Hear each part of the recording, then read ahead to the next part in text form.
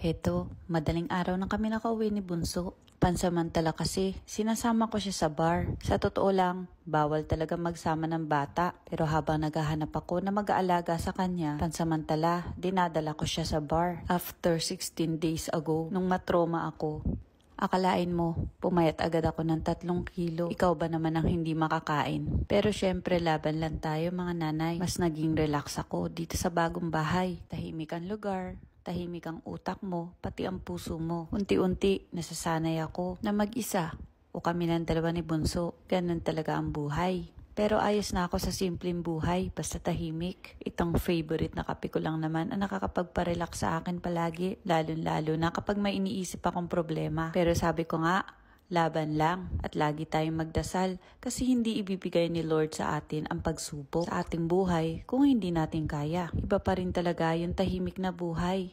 Payapang buhay, walang kaaway, walang nanggugulo sa utak mo. Pero syempre sa mga nangyari sa buhay ko, pinagdadasal ko pa rin ang asawa ko na sana magbago siya. Kahit sobrang nakakagulat ang ginawa niya sa akin. Tao lang naman tayo, lahat tayo hindi perpekto. Ang Diyos nga nakakapagpatawad, tayo pa kaya mga tao. Pero sa ngayon, syempre, sariwa pa yung mga nangyari sa akin. Natotrauma pa rin ako. Natatakot sa konting tunog, lalong-lalo ng anak ko. Pero lagi lang ako nagdadasal. Alam ko na magiging maayos din ang lahat. Kaya wag na wag natin makakalimutang magdasal.